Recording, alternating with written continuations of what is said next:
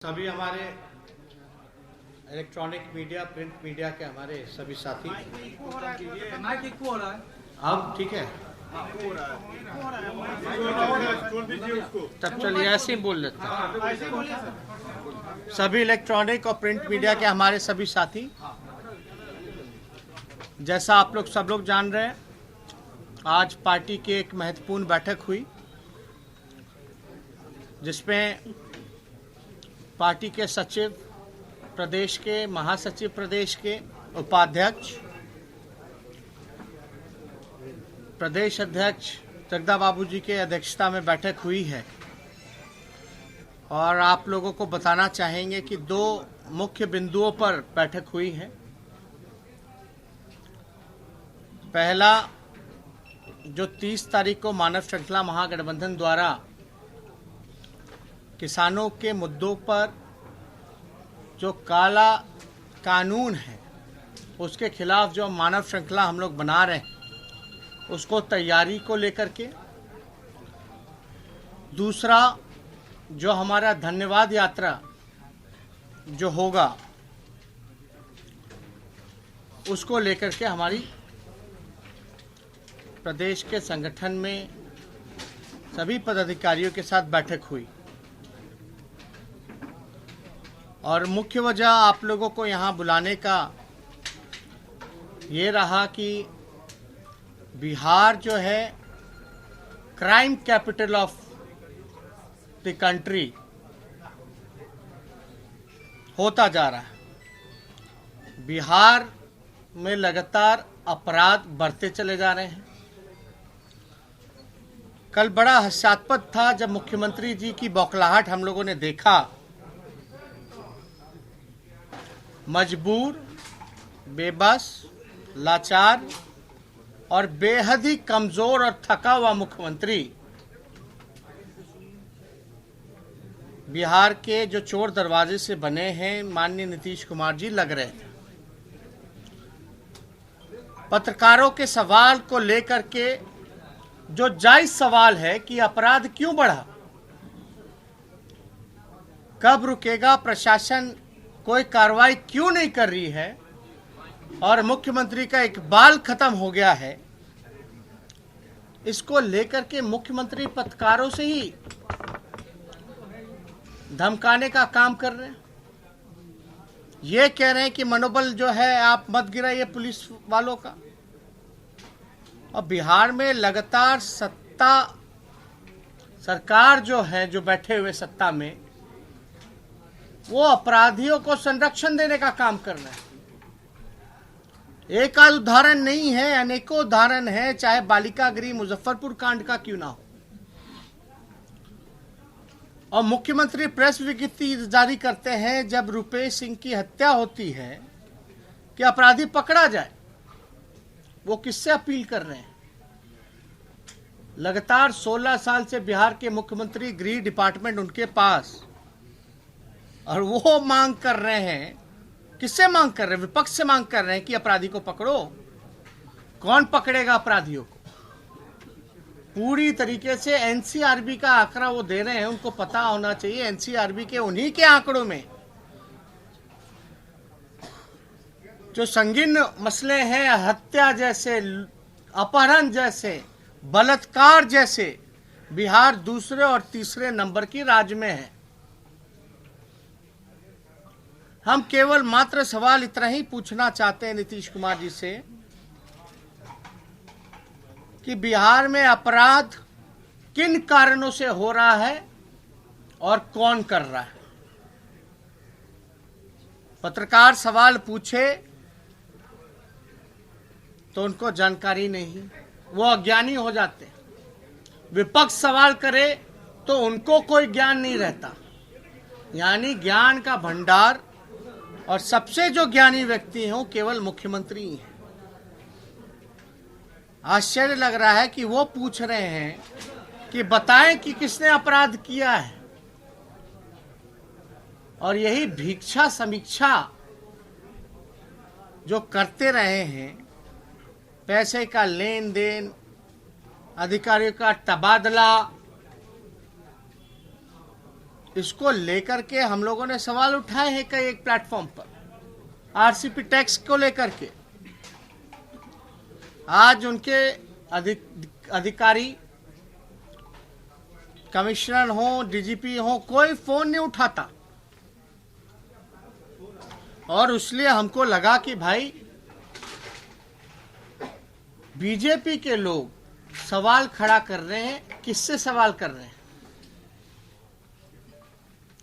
सरकार में बीजेपी है लगातार 16 सालों से।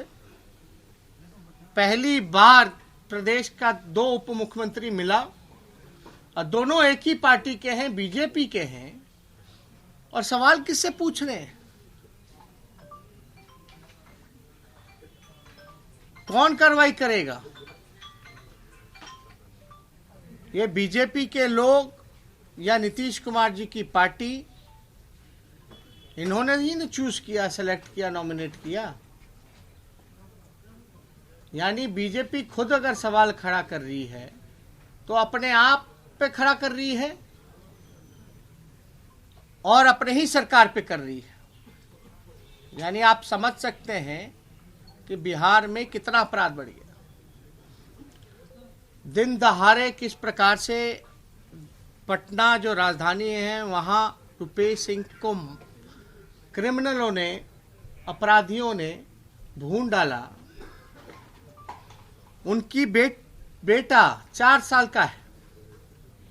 वो कहते हैं कि हमको बिहार पुलिस पे भरोसा नहीं, सीबीआई जांच होनी चाहिए।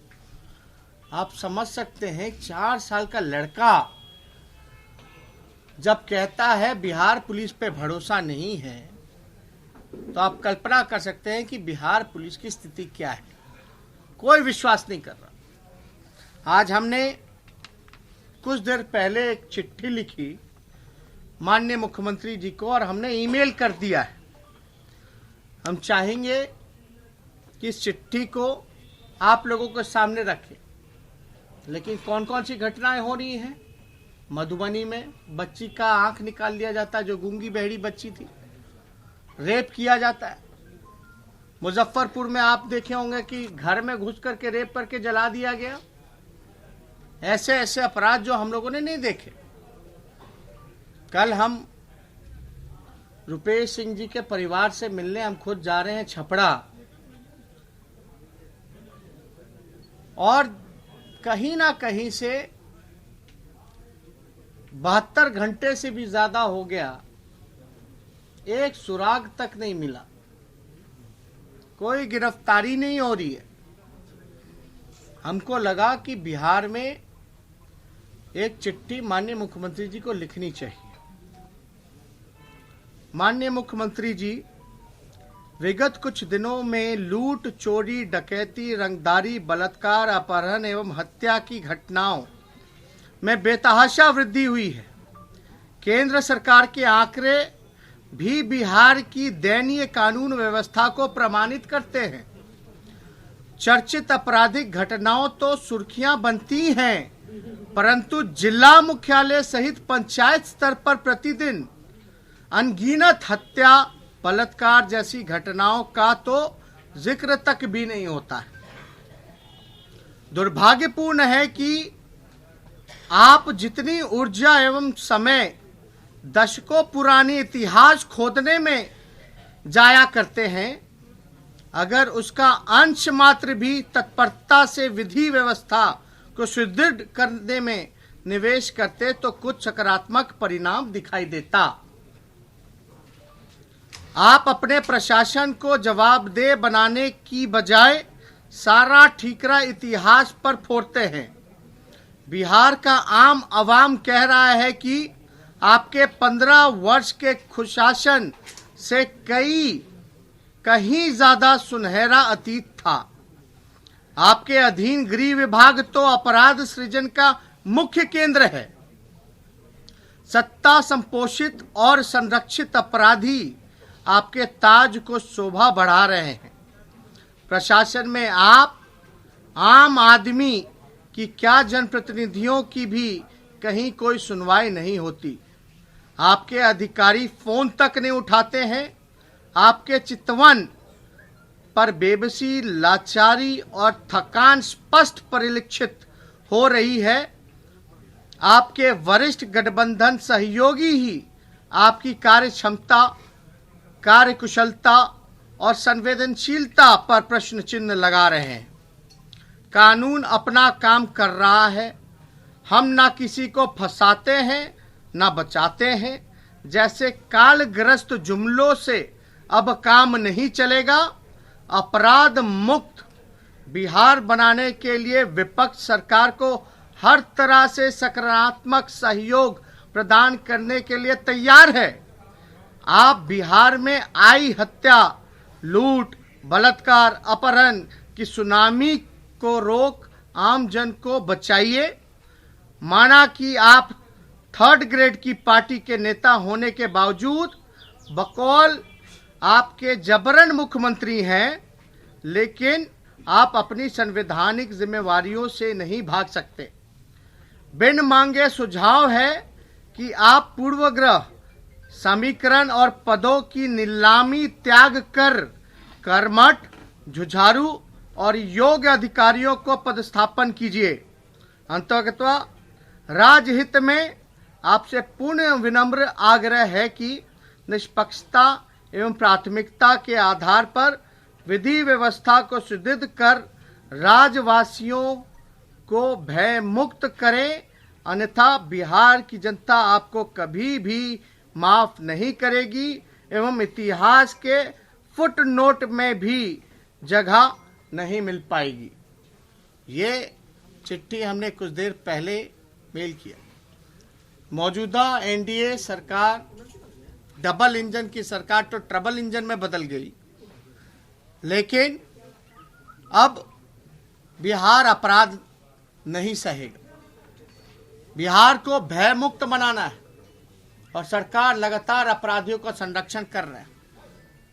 मुख्यमंत्री थके हुए हैं, उनसे बिहार संभल नहीं रहा, गृह डिपार्टमेंट नहीं संभल रहा। ये उनके खुद के सहयोगी सवाल उठा रहे। 4 साल का बेटा वो बिहार पुलिस पे विश्वास नहीं कर रहा। तो आप समझ सकते हैं कि क्या स्थिति बिहार में महाजंगल राज कायम हो चुका है। और महाजंगल राज का महाराजा कौन है, ये किसी से छिपा नहीं। हमारा साफ तौर पे चुनौती है, 1 महीना में अगर अपराध कंट्रोल में नहीं आया तो हम अपने सारे महागठबंधन विधायकों के साथ दिल्ली कूच करेंगे और राष्ट्रपति से मिलकर के राज्य सरकार की शिकायत और व्यवस्था जो ग्राउंड हकीकत है उसको राष्ट्रपति के सामने हम लोग रखेंगे। और हमें पूरा उम्मीद है कि मुख्यमंत्री हमारे चिट्ठी का जवाब दे ना दे, लेकिन जो बिन मांगा जो हमारा सलाह है उस पर जरूर अमल करेंगे। और हकीकत क्या है सब लोग जान रहे हैं। अब तक दुर्भाग्यपूर्ण है कि इतनी बड़ी घटना का अंजाम अपराधियों ने दे दिया है और अब तक कोई ठोस कारण निकल करके नहीं आया। मेरा तो सीधा एक ही मात्र सवाल है, बिहार में क्यों हो रहा है, कौन कर रहा है अपराध? क्या मुख्यमंत्री की इतनी जिम्मेवारी नहीं बनती, नैतिक जिम्मेवारी नहीं बनती कि इन प्रश्नों का जवाब दे? हालांकि आप सब लोग जान रहे हैं कि क्या स्थिति है, कोई जवाब नहीं है। और एक मात्र छोटे एक पत्रकार के सवाल से, छोटा सा सवाल जो पूरा एक पत्रकार नहीं पूरा बिहार पूछ रहा है मुख्यमंत्री से, उसमें इस तरह की बौखलाहट दर्शाता है कि बिहार को एक थका हुआ, बेबस और कमजोर मुख्यमंत्री बिहार पे थोपा गया है। तो और कोई आप लोगों का सवाल होगा तो पूछ सकते हो। आज से वैक्सीनेशन की शुरुआत कर दी गई थी, क्या आप भी टीका लेंगे? अभी तो फ्रंटलाइनर्स को लेने दीजिए ना। फ्रंटलाइनर्स में आप लोग भी हैं, आप ही लोगों के बाद ना हम। तो होना ना चाहिए। जेडीयू ने मांग की है कि संसद में और हर राज्य में जो विधानसभा और विधान परिषद के जो सदस्य हैं उनके साथ जो वहाँ पर काम करने वाले लोग हैं उनको वैक्सीनेट किया जाए ताकि जो सदन है वो सही तरीके से चल पाए। जेडीयू ने मांग की है। सदन को लेकर के तो हमारी एक अहम मांग है। वैक्सीनेशन ढंग से तभी हो पाएगा जब सदन चलेगा, जब जनप्रतिनिधि जो हैं अपनी विधानसभा क्षेत्रों की हालात हकीकत जो है सदन पे रखेंगे और सरकार उससे अवगत होगा, क्रॉस एंड चेक होगा। लेकिन सरकार तो चलाना ही नहीं चाहती, सदन ही को खत्म करना चाहती है। कभी आप लोगों ने इतिहास में देखा बजट सत्र जो है 2-3 दिनों का हो? बजट सत्र सबसे अहम सत्र होता है, इसको सरकार जो है खत्म करना चाहती है। ये कहीं से भी उचित नहीं है जब चुनाव हो सकता है। अच्छा, एक सवाल पूछे, बता, इसमें वैक्सीनेशन में एमएलए क्या करेगा? इंजेक्शन वैक्सीन तो वो नहीं देने वाला है। हाँ, लेकिन विधायक अपना काम जरूर कर सकता है, सदन अगर रहे तो वो हकीकत जो है अपने क्षेत्रों का जो समस्या है वो जरूर सभा में, विधानसभा में बता सकता है, जिससे सरकार अवगत भी हो। कई बार आप लोगों ने देखा हो ना, कोरोना टाइम में मुख्यमंत्री ने भाषण दे दिया कि भाई मास्क मत लगाओ, बोला था कि नहीं बोला था? अब फिर बाद में बोलते हो तो अधिकारी ने बोला तो बोल दी, तो फिर वही धंधा चलेगा। तो इसलिए हम चाहते हैं विधानसभा चले, सही आंकड़े सामने आएंगे, कहां किसको कितना वैक्सीनेशन लग रहा है नहीं लग रहा है। इसलिए चाहते हैं कि विधानसभा सत्र भी जो है ट्रेडिशनल वे में परंपरागत तरीके से चले। धन्यवाद यात्रा नहीं हुआ तब से धन्यवाद। नहीं, धन्यवाद यात्रा तो करना ही है। हम तो खाली नोटिफिकेशन का इंतजार कर रहे हैं विधानसभा।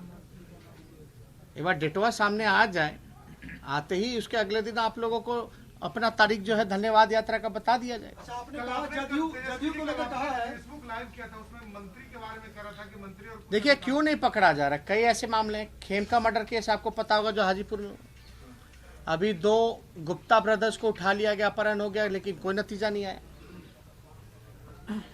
बालिका गृह में, सृजन घोटाले में, कई बड़े बड़े जगह पे गोपालगंज ट्रिपल मर्डर केस में कहीं ना कहीं से बड़े बड़े लोगों का इन्वॉल्वमेंट था। तो 72 घंटा से भी ज्यादा हो गया, तो ये ऐसा लग रहा कि इसमें कहीं बड़े बड़े लोगों का हाथ या इनके मंत्रियों का तो हाथ नहीं है। ये तो जांच ही बताएगा, या कहीं दबाया जा रहा हो, छिपाया जा रहा हो, कहीं बड़े लोगों का इन्वॉल्वमेंट हो। वैसे तो सोशल मीडिया पे तरह तरह की बातें चलती रहती हैं, लेकिन संदेह तो यही होगा ना कि कोई गिरफ्तारी नहीं हो रही, कोई सुराग नहीं मिल रहा, कहीं बड़े लोगों की इन्वॉल्वमेंट तो ना हो। इसलिए हम लोगों ने मुख्यमंत्री का ये कहना कि अपराध कहाँ हो रहा है ये थोड़ी पहले से पता था। मुख्यमंत्री का ये कहना, इसे कैसे देखते हैं? अपराध कहाँ हो रहा है, कैसे हो रहा है, पता अब थोड़ी रहता है। देखिए इन्वेस्टिगेट कर रही है। ये हमने तो चिट्ठी में साफ बोला कि कानून अपना काम करेगा, ना बचाते हैं ना फंसाते हैं। ये तो उनका जो है कह सकते हैं पेट डायलॉग है। अब इससे काम नहीं चलने वाला। आप सत्ता में हैं, आपको सब चीजों का जानकारी है,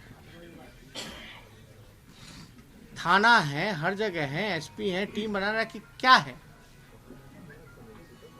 घटना होने के बाद क्या कार्रवाई की आपने, क्या सुराग निकाला आपने। और सब जगह तो तुरंत जो है कार्रवाई होती है, इम्प्लीमेंट होता है, पकड़े जाते हैं लोग। यहाँ पताल में क्यों घुसा दिया जाता है? यहाँ आप तो देखिएगा ना, आपके पुलिस के पास बड़ा राइफल है अंग्रेजों के जमाने का, और अपराधियों के पास AK-47 है। आज के अपराधी स्कॉर्पियो पे भागते हैं और आपका पुलिस जीप पे धक्का देने चलता है। पेट्रोलिंग हो रही है क्या कहीं? पटना जैसे राजधानी में क्या रात में पेट्रोलिंग होती है ढंग से? आप बेसिक रूटीन वर्क नहीं कर पाते। आपका पुलिस का पूरा सिस्टम खाली कमाई में लगा हुआ है। क्या कार्रवाई? कुछ दिन पहले आपने एसपी का वीडियो ऑडियो सुना था, फलना चौक पे कितना वसूली हुआ, वसूली करा रहे लोग। तो आपको क्या लगता है अपराध रुकेगा इससे? क्या अपराधियों के मन में खौफ होगा? बिहार के डेली अपहरण, लूट, मर्डर, हत्या हो रही है। पहला पुलिसिंग का डिपार्टमेंट की यह जिम्मेवारी होनी चाहिए कि हत्या, लूट, अपहरण, बलात्कार को रोके। आपका पुलिस क्या ट्रक वसूली से, बालू वसूली से, शराब का बोतल के पिछले सुंगले चल रहा है, कहां मिल रहा है, नहीं मिल रहा। पूर्व में डीजीपी ने तो खुद स्वीकार किया था कि बिहार पुलिस के थाना जो है वो बिकवाने का काम कर दिए। तो आप कैसे उम्मीद कर सकते हैं? ये किसकी जिम्मेवारी है? पत्रकारों से मांग रहे हैं। मोहनजोदाड़ो टाइम पता है? हड़प्पा टाइम, हड़प्पा टाइम पता है? वहां उस समय भी अपराध होता था क्या? उससे तुलना कीजिएगा आप। जो फर्स्ट सिविलाइजेशन था, मोहनजोदाड़ो, हड़प्पा सिविलाइजेशन, इससे आप कंपेयर कर रहे हैं। आज भी वैशाली में हत्या हो गई सुबह में, आज भी वैशाली। अरे भाई 16 साल कम होता है क्या? 2 उप मुख्यमंत्री हैं भाई, मजाक है? क्या हो रहा है बिहार में? मुख्यमंत्री मीडिया के सामने फोन लगाते हैं, डीजीपी को कहते हैं कि आप एक नंबर जारी करिए, उसके बाद एक नंबर जारी होता है। अरे भाई एक बार हुआ है, लॉकडाउन भूल गए क्या? लॉकडाउन भूल गए हैं? और एक बार मुख्यमंत्री ने आदेश किया क्या चीफ आपके चीफ सेक्रेटरी को कि जनप्रतिनिधि कहीं जाए तो उसका मान सम्मान करे, प्रोटोकॉल को पूरा करे। हो रहा है क्या प्रोटोकॉल को पूरा? अरे ये हवा, ये सरकार दिखावटी है, बनावटी है, मिलावटी है, सजावटी है। नमस्कार, मैं हूं मानक गुप्ता। अगर आपको हमारा ये वीडियो पसंद आया हो तो इसे लाइक और शेयर जरूर करें, और हां, हमें सब्सक्राइब और फॉलो करना ना भूलें ताकि आप देश और दुनिया की कोई खबर मिस ना करें। तो जुड़े रहिए हमारे साथ और देखते रहिए न्यूज़ 24।